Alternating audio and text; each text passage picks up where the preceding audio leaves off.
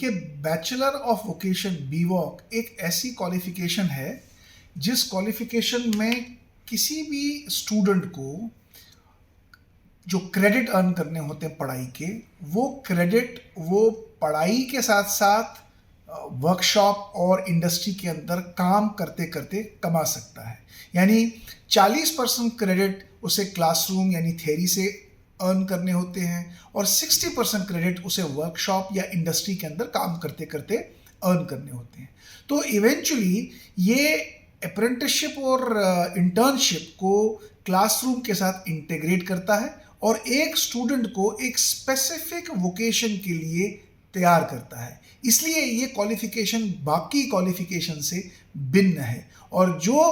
Students applied model में नए job roles के लिए तैयार होना चाहते हैं ग्रेजुएट मॉडल में, तो ये क्वालिफिकेशन उनके लिए बहुत ही कारगर साबित हो सकती है। हरियाणा सरकार ने बैचलर ऑफ वोकेशन को बाकी सारी ग्रेजुएट डिग्रीज के बराबर अपनी रिक्रूटमेंट गाइडलाइंस में डाला है। इसी प्रकार से ये डिग्री अब इंडस्ट्री के अंदर भी रिक्रूटमेंट की गाइडलाइंस में आएगी। इससे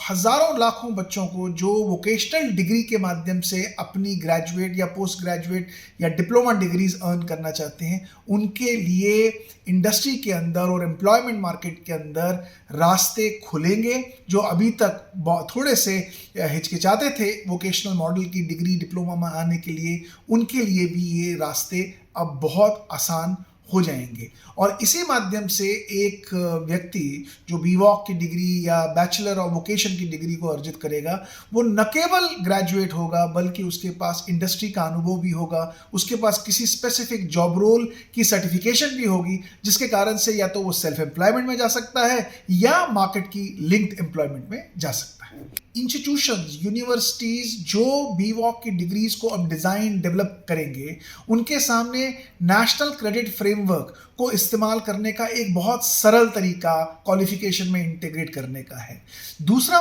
फायदा ये होगा कि उद्योगों को यूनिवर्सिटीज के साथ मिलकर क्वालिफिकेशंस बिल्ड करने का एक अवसर मिलेगा, क्योंकि अब जब ये क्वालिफिकेशन बिल्ड करनी होगी तो यूनिवर्सिटीज को या उद्योग के पास मिलकर जाना पड़ेगा और क्वालिफिकेशंस को बहुत और मीनिंगफुल बनाया जाएगा, जिससे जो बच्चे इन क्वालिफिकेशंस में आएंगे उन्हें उद्योग में एक डायरेक्ट कनेक्शन मिलना शुरू हो जाएगा। और जो हरियाणा सरकार का और भारत सरकार का ध्येय है कि अर्न व्हाइल यू लर्न का मॉडल प्रशस्त हो, बीवॉक जैसी डिग्रियां अर्न व्हाइल यू लर्न के मॉडल को प्रशस्त करने में बहुत कारगर साबित होंगी और इससे उद्योग, शिक्षा जगत और स्टूडेंट जगत तीनों का एक परस्पर संबंध और अच्छा बनेगा। दूसरी यूनिवर्सिटीज को अब इस बीवॉक मॉडल को अडॉप्ट करने के लिए अपने यूनिवर्सिटीज के अंदर टीम्स को गठित करना चाहिए। इन टीम्स को नेशनल क्रेडिट फ्रेमवर्क को स्टडी करना चाहिए। इन टीम्स को बीवॉक की जो मॉडलिंग यूजीसी ने दी है उसको स्टडी करना चाहिए और इसके अंदर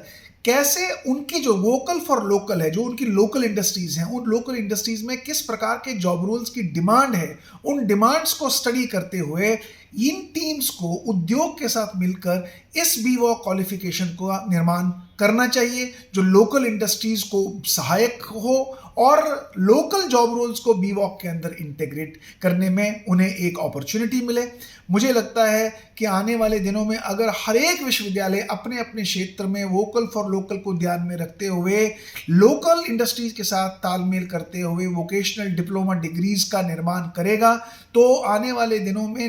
लोकल रीजनल लेवल पर हम अनएम्प्लॉयमेंट को और लोकल इंडस्ट्री के सपोर्ट से अनएम्प्लॉयमेंट को हैंडल कर सकते हैं। दूसरी बात, बीवॉक जैसी डिग्रियों में फ्लेक्सिबल एंट्री एंड एग्जिट के माध्यम बड़े स्पष्ट रूप से दर्शाए गए हैं। तो बीवॉक जैसी डिग्रियों में और उद्योग की मदद से और नेशनल क्रेडिट फ्रेमवर्क को समझते समझते विश्वविद्यालय एक फ्लेक्सिबल एंट्री एग्जिट के मॉडल को भी हमारे सामने ला सकता है। और हरियाणा, क्योंकि माननीय मुख्यमंत्री जी ने इस मॉडल को बहुत बड़ी स्वीकृति दी है, मुझे लगता है ये हर विश्वविद्यालय के लिए एक बहुत बड़ा मौका है कि वो अपने विश्वविद्यालय की ओर से इस प्रोग्राम को चलाने के लिए अपने यहाँ टीम्स गठित करके इसको आगे ले चलें और लोकल उद्योग के साथ तालमेल बनाने के साथ साथ लोकल युवाओं को earn while you learn model में एनरोल करते जाएं।